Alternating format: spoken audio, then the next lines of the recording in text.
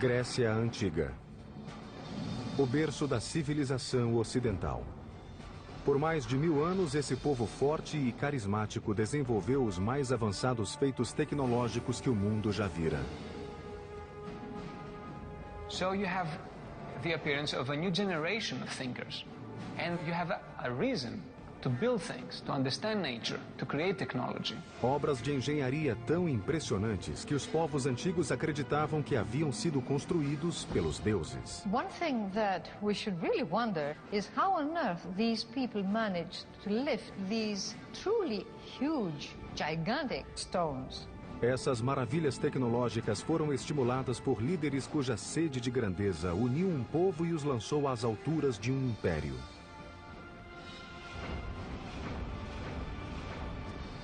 Mas essa brilhante explosão de cultura e criatividade sucumbiria vítima de batalhas ferozes que lançaram irmão contra irmão. Duelos mortais que levariam ao fim de uma era de ouro.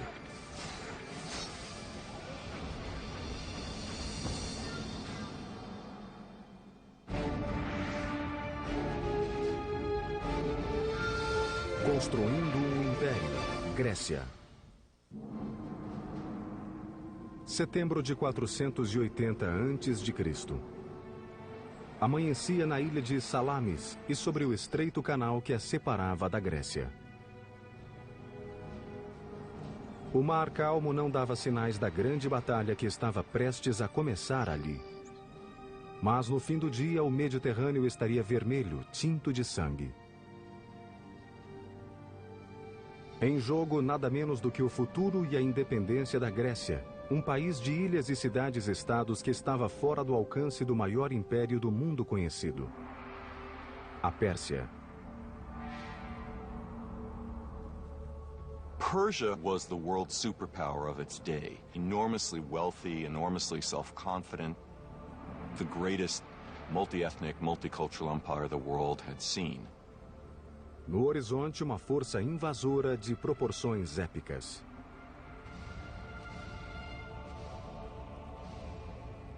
...700 navios com 150 mil guerreiros determinados a anexar a Grécia ao seu império. Mas um grego estava alerta e pronto para a batalha. Seu nome, Temístocles, um almirante e político ateniense que há anos se preparava para esse momento. But going up against Persia, the world's greatest superpower of the time, would be no day at the beach for Themistocles. Hello, I'm Peter Weller. First of all, the Greek naval fleet was outnumbered 2-1. Second of all, Themistocles faced the almost insurmountable problem of trying to unite a completely disparate and contentious group of warriors into one command. You see, the good news about the civic development of ancient Greece was the city-state. Each of these city-states was sort of a self-contained, self-reliant mini-country within Greece. But the bad news about the civic development of ancient Greece was the city-state. Because inasmuch as each of these city-states sort of spoke the same lingo, worshipped the same gods, there was really no sense of a national unity, and their only priority was their own particular regional and cultural agenda. At best, they didn't get along. At worst, they were violently at each other's throats. Se existia alguém que podia unir os atenienses, esse alguém era Temístocles. Um homem que não vinha da aristocracia e não se envergonhava que seus conterrâneos soubessem disso. He was always an outsider, and he saw himself as an outsider, and he prided himself on his lack of polish. He said that he might not know how to tune a lyre or to sing well, but he knew all you needed to know to make a city great and free. Não era a primeira vez que Temístocles enfrentava os persas. 10 anos antes, uma força persa menor invadira a Grécia pela primeira vez e lutara contra os atenienses e seus aliados na cidade de Maratona. Agora Temístocles levaria aquela experiência para Salamis e concentraria sua estratégia em uma falha que ele detectara na máquina de guerra persa, a marinha. He understood that the water was not the Persians' natural element. Persia was a land power. In fact, Persian religion considered salt water to be demonic. Temístocles queria que os gregos construíssem uma marinha diferente de tudo o que o mundo já vira. O trabalho começou imediatamente em um ritmo intenso para construir uma frota de 200 triremes, o navio mais mortífero do mundo antigo. Trireme's about 130 feet long. It's light and sleek, and it's tipped with a wooden ram covered in bronze at the water level, and that is the offensive weapon of the trireme.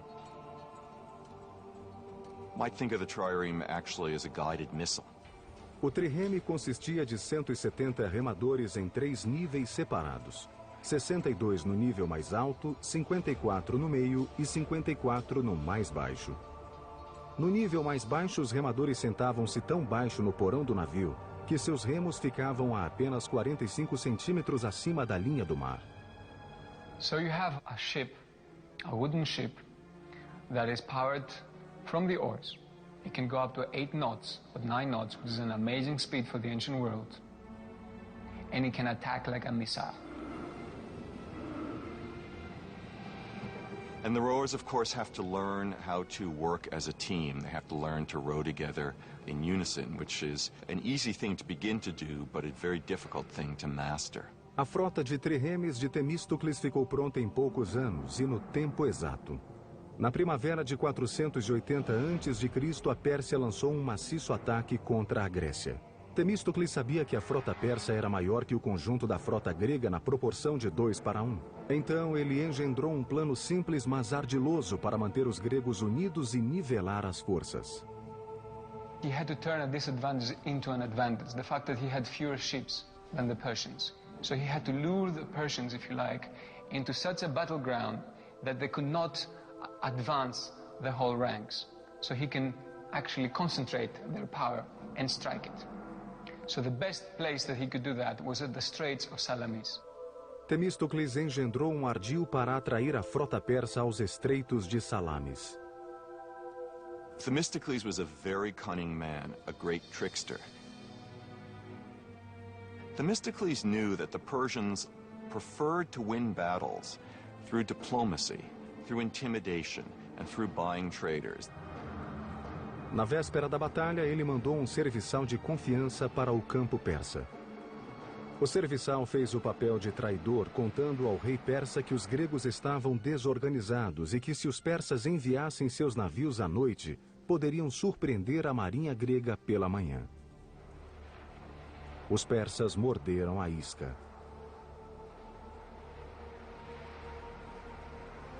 And so at dawn, the Persians discovered to their shock that the Greek fleet, instead of being about to flee, was getting into battle formation, and that they, the Persians, would have to fight. So it was a perfect setup of a battle by Themistocles. 200 triremes, movidos por 34.000 remadores gregos, se dispuseram em linha, não cedendo espaço para os persas manobrarem nos estreitos. A armadilha funcionou perfeitamente. Os ataques se mantiveram pelo dia todo. Os triremes gregos cercavam os navios persas e depois arremetiam com suas vigas dianteiras. And the Persian officers died in unusually high proportions. A batalha foi tão confusa, caótica e apavorante que ao fim do dia os gregos sequer tinham certeza de terem vencido. Mas os milhares de cadáveres inimigos nas praias de Salamis revelavam uma decisiva vitória grega. Algumas fontes históricas afirmam que os persas perderam 200 navios e os gregos 40. Os persas que não tinham se afogado eram mortos por soldados gregos que esperavam na praia. Had the Greeks not won the Battle of Salamis, the Greek civilization, or ancient Greece, its values that we all share in our today's world, may never have been there. Após a formidável vitória em Salamis, Temístocles foi aclamado herói. Mas suas ambições pessoais começaram a fazer crescer o ódio de seus muitos inimigos políticos. Foi só uma questão de tempo até que a cólera da Assembleia transbordasse.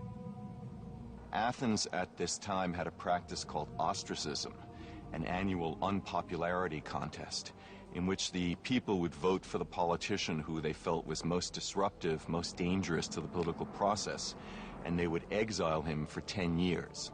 Em 471 a.C., Temístocles foi condenado ao ostracismo. Por uma assombrosa ironia, foi obrigado a pedir abrigo ao inimigo que tanto se esforçara para derrotar. ele nunca mais viu Atenas. Amazingly, he was forced to flee to Persia itself, where he found refuge, and he ended his life speaking Persian, working as an administrator for the Persian king, helping the Persians govern Western Asia Minor. Temístocles desempenhara seu papel em uma épica história de poder e de conquistas que se inspirara em um passado glorioso. Os lendários contos sobre deuses e heróis narrados em épicos como a Ilíada e a Odisseia. As histórias podem ser mitos, mas as conquistas desses ancestrais gregos foram reais e ainda hoje se mantêm.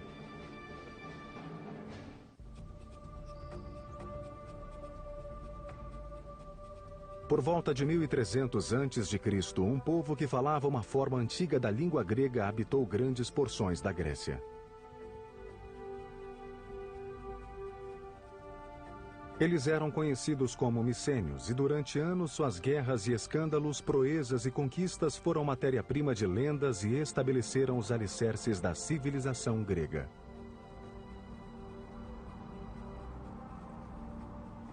Micenas, a capital, era rodeada por uma cidadela maciça construída ao longo de 150 anos.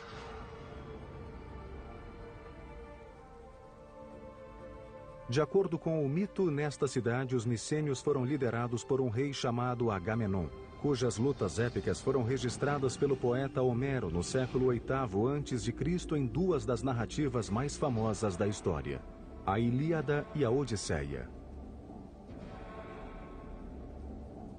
So, the Iliad was something like the Bible for ancient Greeks. It contained a moral story. It told you how you should live. It described gods, it described religion, but also described people. It described situations. It gave ideals that you should look upon. As narrativas da Ilíada e da Odisseia tornaram-se famosas. O sequestro de Helena por Paris, os 10 anos do cerco infligidos por Agamenon a Troia, e o gigante cavalo de madeira utilizado pelos gregos para entrar em Troia e destruir a cidade. Embora as proezas de Agamenon durante a Guerra de Troia tivessem sido heróicas, seu retorno a Micenas não teve uma recepção muito calorosa. Ele foi assassinado pela própria esposa.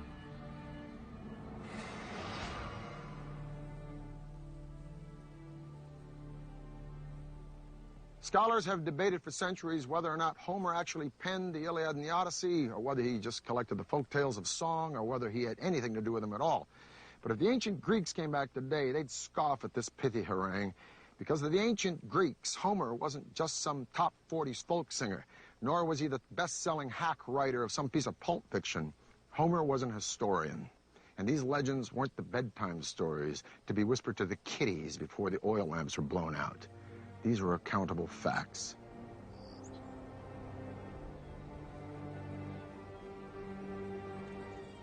This is what is left of Mycenae, the capital city of which Homer writes, and where many, including me, would like to believe that Agamemnon really ruled. These ruins show us that not only were these early Greeks master builders, but they were capable of some amazing engineering feats. As you approach Mycenae, first thing, of course, that you will see is the fortification walls, which are very impressive. And immediately you have this feeling of awesome. Os muros da cidadela de Micenas são formados por blocos de pedra e cada um pesa cerca de 10 toneladas. Foram dispostos com tal precisão que cada pedra se encaixa perfeitamente no bloco adjacente. Mas, como vista inspiradora, nada em Micenas chega perto da colossal entrada principal da cidadela, o Portal do Leão. This is the Lion's Gate, the main gate to the citadel of Mycenae. It is one of the more stunning structures of all of early antiquity. It is an imposing piece of symbolism. It is an imposing piece of engineering. 2 lions standing fully upright, their paws on the base of a column, their heads, which are missing, would be turning outward. Anybody approaching this gate would know that Mycenae stood for one thing: power. Structurally, the gate looks to be a standard engineering practice of post and lintel construction. These vertical elements here, these massive piers, are the posts supporting the lintel, the horizontal element, which weighs about 12 tons. But it is above the gate where the lions live that the engineers took it one step further. If you look at this triangle of indented stones right by the lions, it develops an element that we call the corbelled arch. Suppose you have these 4 stones, and instead of piling them up, you try to create an opening from the outside, and you steal a little bit of space by putting them this way. This is corbelling. If we are a little bit more ambitious because this is not sufficiently large, and we try to displace further these stones, still in corbelling, then we are running this risk that this is falling down. So what is the little trick? It's simple. You start putting counterweights behind each of these corbelled stones. Now, this triangle, first of all, we should say that this is a true Mycenaean innovation. This is something that we see for the first time, most probably worldwide. So in that sense, we are looking at something that's very innovative, very new. Os engenheiros micênios levaram o arco avançado passo além. Eles aplicaram a ideia para criar um revolucionário espaço interior com uma cobertura chamada abóboda. A cobertura era utilizada em apenas um tipo de construção: túmulos. Como os egípcios, os micênios construíram estruturas extraordinárias para abrigar seus líderes mortos. Esses túmulos chamavam-se tóloi. Suas construções partiram de algo que os engenheiros micênios nunca haviam feito. I mean, the circular form is completely absent in the architectural minds of the Mycenaeans. The Mycenaeans work with straight lines and right angles. So the circle is just for this kind of structure. So that makes the impression and the symbolism of the circle as related to death even stronger. Construir tóloi era gigantesco empreendimento de engenharia. O primeiro passo era cavar a lateral de uma colina. So they dug this trench, and this trench would form the dromos, which means in Greek road or way. In this case, it's a walkway to the tomb, and it's flanked on each side by these beautiful almond stones set in lengthwise and edgewise. Now, 3,200 years ago in 1200 BC, a visitor approaching would walk down this dromos, and then he would be confronted by an unbelievably magnificent and stunning sight, this massive doorway. The doorway would be flanked by 2 fantastic columns carved out of solid green marble with zigzag and spiral designs going all the way up. Each one of these massive stones is 2.5 feet tall, and there are 33 rings of these stones laid out in a conical shape. Now, each layer of stone is laid over the lower one in a sort of protruding fashion. That's what we mean by the corbelled style. And then they're shaved down to make it all very smooth. In order for this structure to be stable, you need a constant pressure from outwards inwards, very much like a barrel, where you need this band, this metallic band around to keep the rings together. This pressure comes from the addition of earth. As they build, they add earth from around, and quite a lot of earth, and there comes a point when they have finished the beehive structure inside. At the same time, they have built a whole earthen mound on top. Por volta de 1100 anos antes de Cristo, essa civilização grega se desintegrou e desapareceu repentina e misteriosamente. There's lots of theories about that. I think the most dominant one is new tribes, new barbarian tribes came from the steppes, and they attacked the civilizations of Egypt, they attacked the civilization of Mesopotamia, causing disruption in the trade routes. That became their fall. Com a queda de Micenas, a Grécia entrou na Era das Trevas. Por 4 séculos, sua cultura caiu em profundo torpor. Então, no 8º século antes de Cristo, as cidades-estados autonomamente começaram a se desenvolver e a florescer. cada qual forjando sua própria identidade e competindo por superioridade econômica, militar e tecnológica. Uma ilha grega em particular, Samos, veria a construção de um dos feitos de engenharia mais impressionantes do mundo antigo, movendo montanhas para levar água ao povo.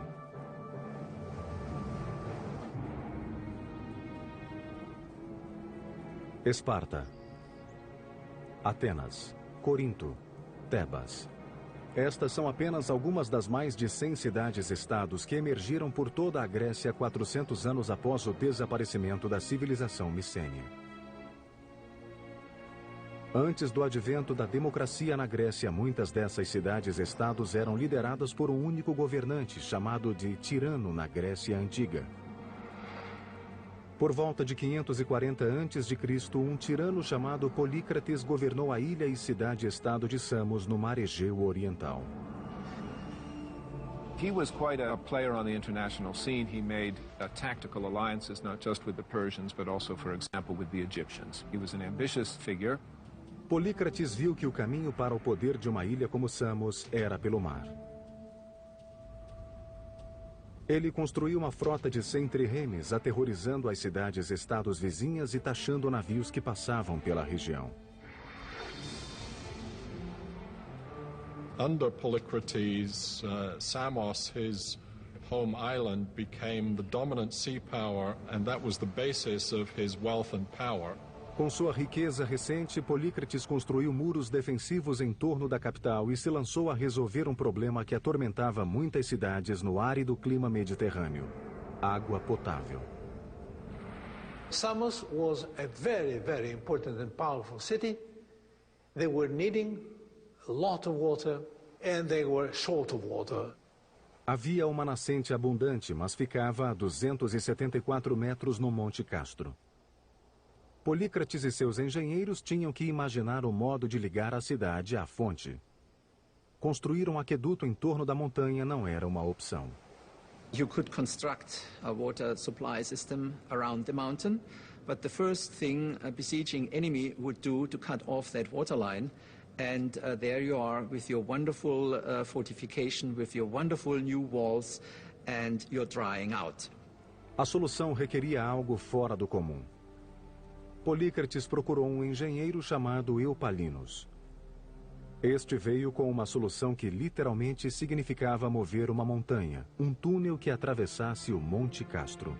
Seria um projeto enorme e extenso.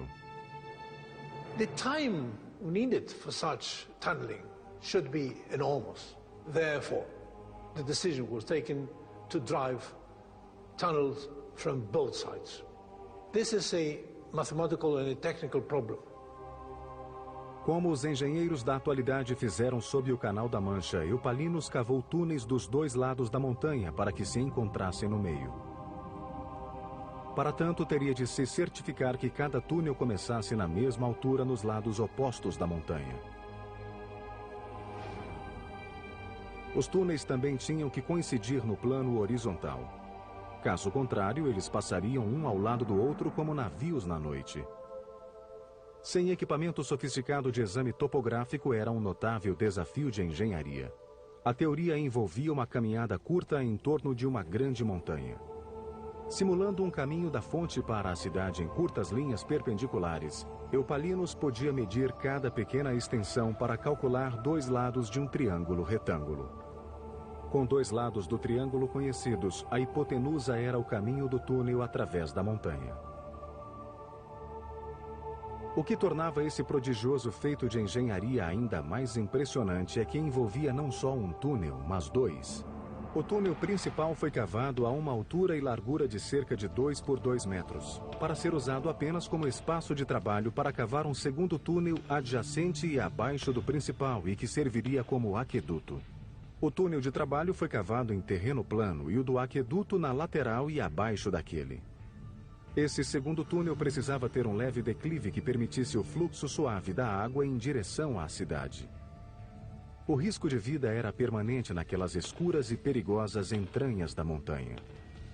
Once they were in the mountains, the difficulties must have been paramount because rock may be moving in unpredictable ways. Water may all of a sudden splash up and cause havoc.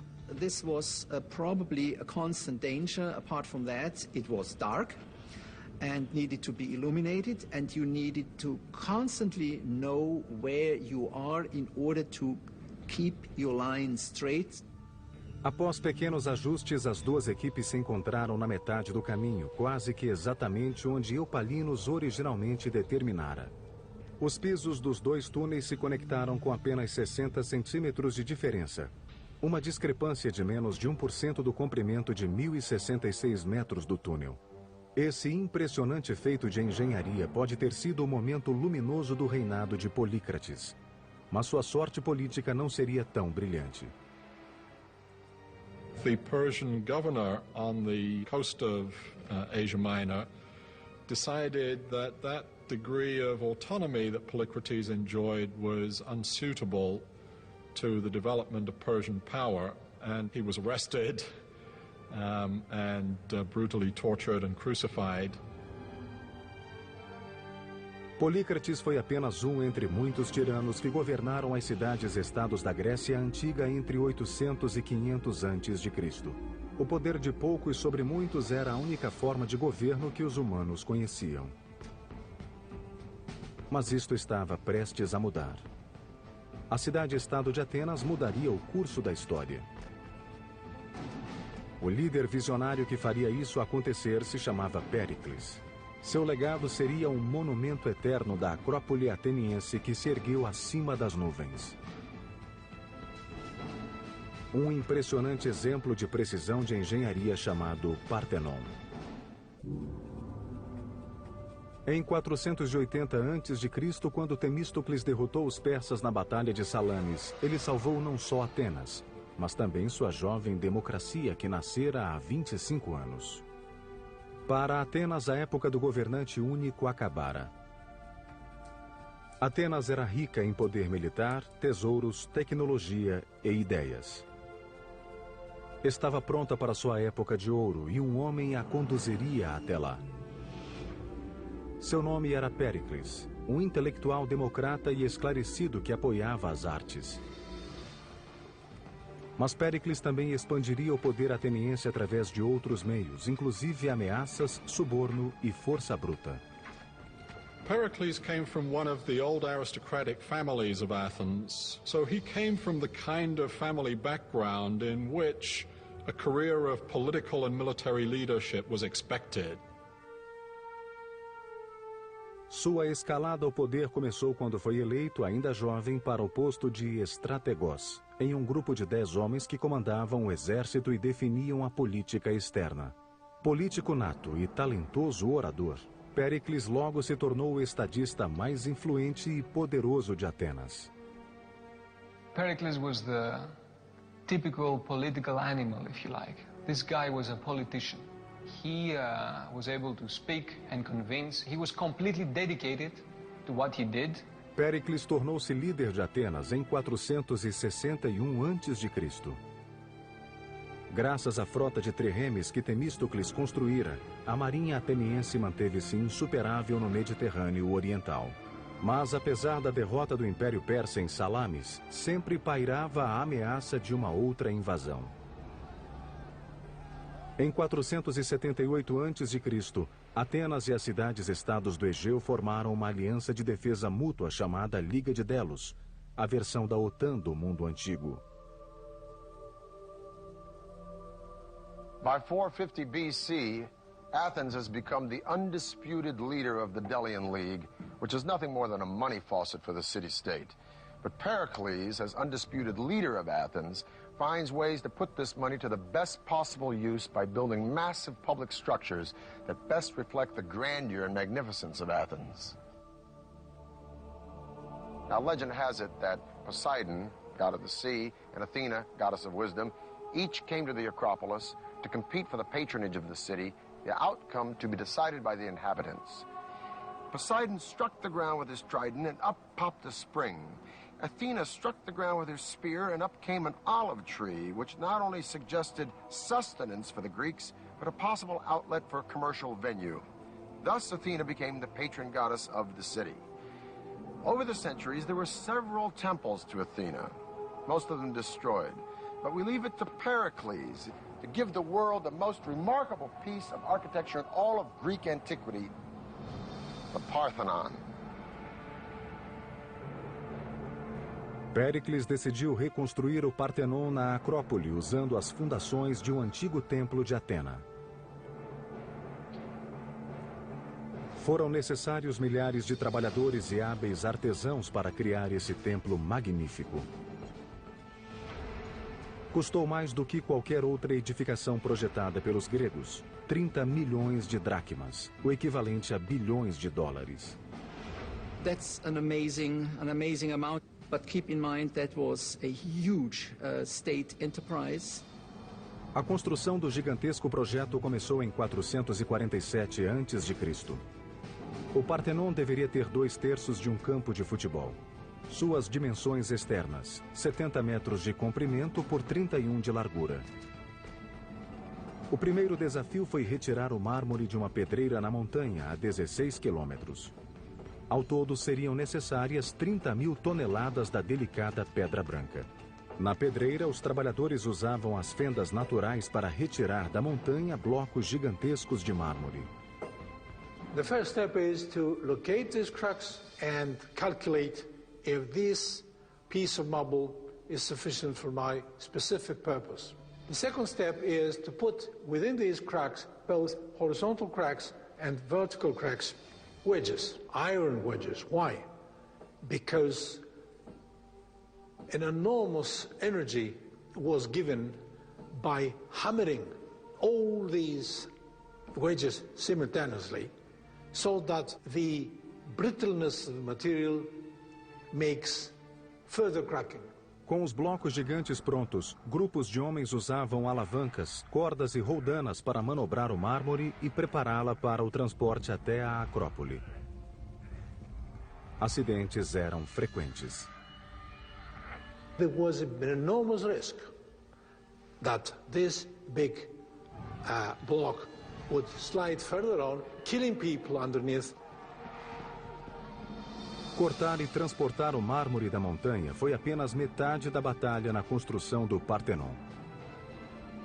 Os engenheiros agora tinham que responder à questão: como levantar aqueles monstros de mármore de 10 toneladas e erigir o maior templo que o mundo já vira? Julho de 447 a.C. A construção de um magnífico templo começou na Acrópole ateniense. O Partenon era o grande projeto de Péricles, um líder dinâmico e ambicioso que levaria Atenas a uma idade de ouro jamais vista na Grécia Antiga. It was a statement. We are the most powerful city. We are the cauldron of democracy and free thinking. We have the best people, we have the best army, the best navy. We are the leaders. O Partenon diferia da maior parte dos templos da época, que consistia de uma construção hexastilo com pórtico de 6 colunas e 13 colunas laterais. O Partenon seria um octoestilo com 8 colunas por 17. That makes the building very different because they all have basically the same proportions. When you make them larger, you simply scale up everything. To make it wider was to give it an extra dimension. As colunas forneciam o apoio principal para a estrutura. Cada coluna consistia de 11 tambores empilhados uns sobre os outros. Como eram esculpidos, se encaixavam perfeitamente quando colocados em coluna. Para isso, o topo de cada tambor era dividido em 4 círculos concêntricos, com cada anel aplainado ou não, dependendo da intensidade necessária de fixação para se encaixar com o tambor seguinte. No centro de cada tambor, os pedreiros abriram um entalhe retangular de 15 centímetros de área e de 7 a 10 centímetros de profundidade. Depois, os carpinteiros inseriam cavilhas nos entalhes que serviam para alinhar e centralizar com o tambor de cima. O desafio seguinte era levantar os pesadíssimos tambores, sobretudo os das seções mais altas. Uma única coluna do Partenon pesa entre 63 e 119 toneladas. A crane is an extremely simple device. You have just a boom, and then you have a series of pulleys, which, as we know, just give you the possibility of taking up a weight of, say, 10 tons by pulling down only 100 kilos. Os engenheiros prendiam a pedra no guindaste de várias maneiras. O método mais utilizado era amarrar a ponta da corda na parte superior de um gancho de metal em S, firmar as cordas mais curtas na parte inferior do gancho e laçá-las em pequenos botões que eram deixados em bruto no mármore precisamente com esse objetivo. Normalmente eram deixados 4 botões no tambor ou no bloco de pedra, distribuindo uniformemente a força necessária para içar o objeto. As paredes dos espaços interiores deveriam ser colocadas com muita precisão, pois os construtores gregos não usavam argamassa. Para manter unidas as extremidades de cada bloco, os construtores cavavam as laterais com um desenho em T duplo. Depois inseriam bastões de ferro para mantê-los unidos. Com as colunas e os blocos em posição, os botões utilizados para içá-los eram tirados e as marcas aplainadas. There's a saying that there are no straight lines in the Parthenon. Now, what's meant by this is that the architects incorporated a series of sort of optical illusions when they built it. It starts with the stairs, goes up through the columns, all the way up to the top of the building, the pediment, that triangular element at the top. So let's take a look at the stairs. They seem to be straight, but no, closer look, they bow in the center and they go back down at the end. Now this conceit, if you will, continues right up to the columns. This column is of the Doric order. There's no base. It seems to grow right up out of the stone. Each column has 20 flutes, which makes the column sort of undulate as you look around it. And then the column bows out in the center and bows back up at the top. This is a process called entasis. Such long lines, which are more or less at the level of your horizon, tend to curve. So in order to extinguish this effect, they curve them the other way. So the result, again, is more harmonious and you see it as being straight. Because if it was all straight, perfect, right angles, then you will see it like that. A principal função do Partenon era dar abrigo à monumental estátua de Atena. Parthenon was an extremely expensive building, but the statue inside of it was almost equal in cost to the building itself, if not even more expensive. Athena's statue was about 10, 11 meters high. That means 32, 35 feet or so. And it was of the materials gold and ivory. Centenas de escultores criaram figuras que pareciam vivas, o que demonstra que havia talento não só na construção. O trabalho mais famoso na decoração do templo é o friso que corre nas paredes internas. Foi esculpido em baixo relevo, com as figuras muito próximas do plano de fundo. Retrata a Panateneia, uma celebração à deusa Atena realizada a cada 4 anos. What survives on the site of the Parthenon today are the white marble remains of the building. In antiquity, not only the sculptures, but also many other parts of the building were richly decorated with paint. Porém, nem todos os cidadãos ficaram encantados com o Partenon. Alguns consideravam o projeto de estimação de Péricles horrível e um simples monumento à sua própria glória. Now, many Athenians hated the Parthenon, the temples. They thought it was disgusting. They thought it was terrible. Plato didn't like it at all. For many Athenians, when they saw in their holiest of holies, if you like, those new buildings coming up, buildings that had incorporated novelties, buildings that were making a break from the past. Os murmúrios de descontentamento em Atenas não se limitavam ao Partenon. Como Péricles continuava a expandir o domínio de Atenas, seus rivais começaram a conspirar contra ele. Em pouco tempo, começaram a lançar ataques aos seus aliados. No topo da lista estava uma mulher bonita e culta chamada Aspásia, membro da elite da casta Hetera e companheira de Péricles. Hetairae were high-class courtesans, often compared, for example, to geishas in Japanese culture. Hetairae moved in the top circles in Athenian and Greek cultural life. Em Atenas, as mulheres deviam se submeter ao domínio dos homens, mas Aspásia era a exceção à regra.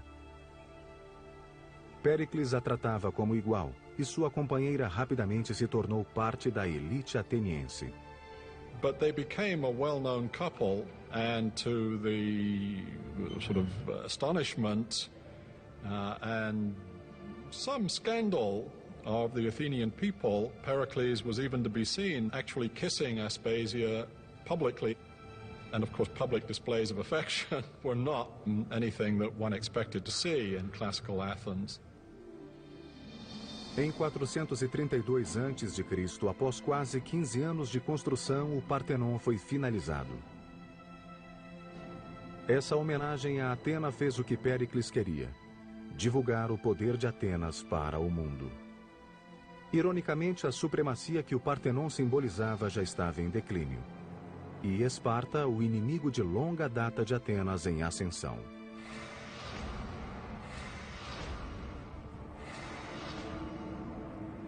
Once Athens had established this great alliance system, or as some people put it, this Athenian empire, and arguably that's what it became, the Spartans began more and more to look askance, as it were, at the Athenians, and eventually, by the 430s, to feel threatened by the Athenians.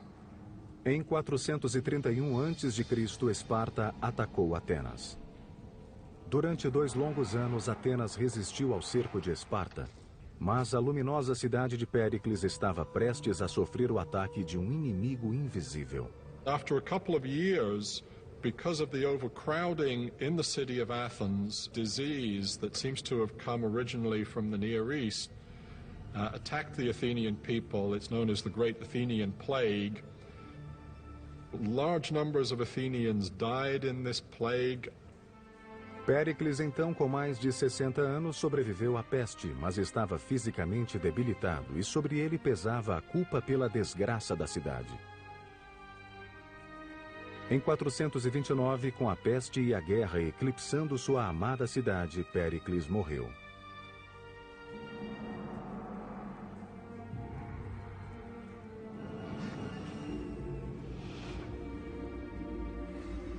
O conflito sangrento entre Atenas e Esparta, conhecido como a Guerra do Peloponeso, continuou por mais 25 anos.